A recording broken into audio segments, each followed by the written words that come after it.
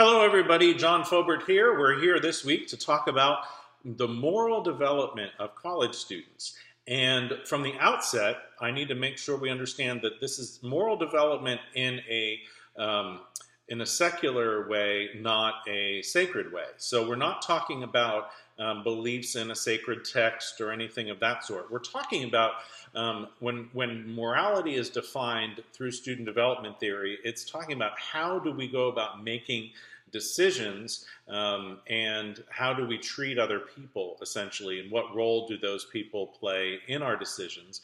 What role does different ways of not only conceptualizing the world but thinking? There's a relationship there between cognitive and moral development. How does one make decisions about what's right or wrong, or what might be right in one circumstance but not in another, and how do they rely on different concepts for making decisions? The two theorists that we'll talk about today are Lawrence Kohlberg and Carol Gilligan.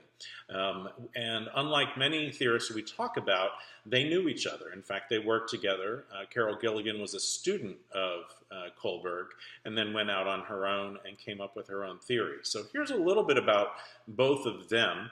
Kohlberg, he was a professor at Harvard, and he was also at the University of Chicago before that, and one of his students was Carol Gilligan.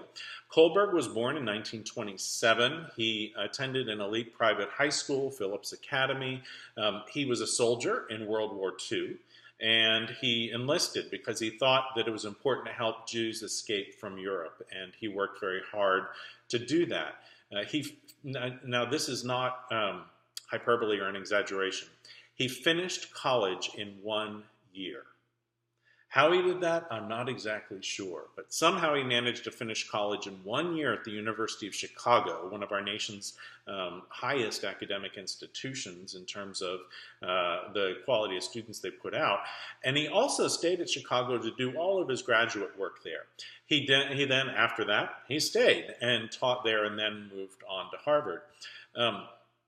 Now, there's a lot of, and I'll talk a bit about Carol Gilligan in just a second, but there's a lot of misunderstandings about the nature of their relationship and whether they were enemies or collaborators. That's all really legendary, and a lot of people emphasized how they didn't get along. If you look at their own writings, you see how they did get along, and I think it's a great example of how to disagree without being disagreeable, how to build on someone's scholarship without trying to trash the person. And in fact, I think they both contributed so much that really helps us understand people in a larger framework. So in fact, Kohlberg and Gilligan taught a class together at one point in time. And one thing I can tell you from being a professor is you're probably going to be pretty careful about who you teach with if you're going to co-teach a class. And it's not necessarily going to be someone with whom you don't get along very well. So Gilligan is a professor at NYU. And up until recently, she was still there. So she's still alive and well. And she received her bachelor's in English literature from Swarthmore, a master's degree in clinical psychology from Radcliffe, Harvard's Women's College, and then a PhD in social psychology from Harvard. She began her teaching career at Harvard in 1967. She got tenure in Harvard Graduate School of Education, and then after a few years after getting tenure, she went to it was Cambridge University for a couple of years and worked there, and then returned and was an endowed chair in gender studies at NYU. Interesting fact about Kohlberg, he actually committed suicide, is how he died in 1987. He was suffering at the time from both severe physical pain and severe depression, and it was actually kind of odd.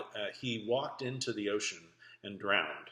And that's how he killed himself. He really became both physically and mentally ill right around the age of 59, and pretty sad story. But there was one quote that I found from Carol Gilligan that I thought was instructive, and it said, "Something of a false story had been circulating that I was Larry's student and that we were involved in a war. So the news that, for example, we taught together about our disagreements and that was at stake what was at stake was real and serious issues on both sides, and that came as a reminder to some people as to what both his work and mine were really about. So important things to realize. Now,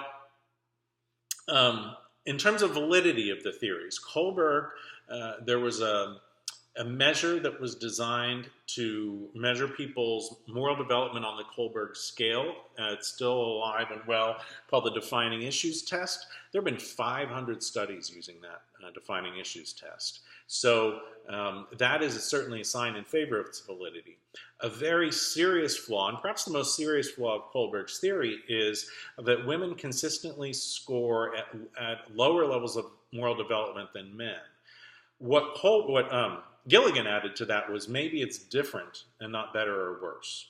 So something to think about as you're studying both of her theories.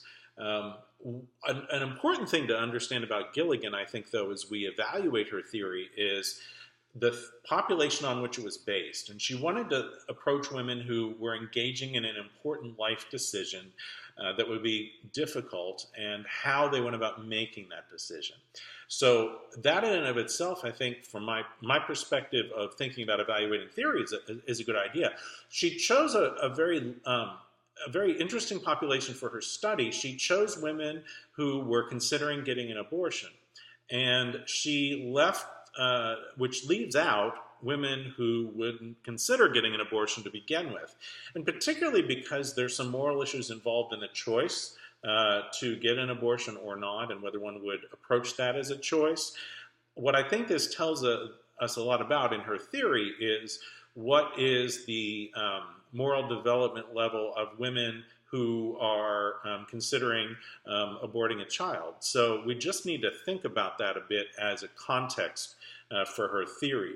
So as with any theory, Kohlberg, we have to consider very much that he essentially was mostly, though he studied men and women, there seems to be a flaw in his theory if women are consistently coming out as less morally developed than men. So a lot to look at in their theories. I can tell you from my perspective, I found Kohlberg's theory most helpful when I was in a student conduct role working with men, not so much with women with that theory. But I could understand a little bit better about where they were coming from in understanding Kohlberg's theory.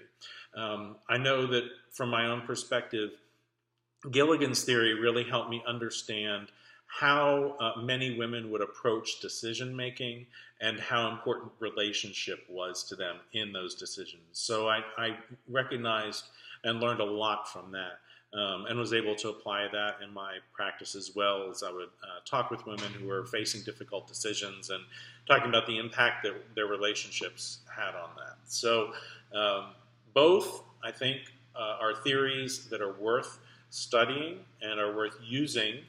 Both have their limitations. We need to keep those in mind.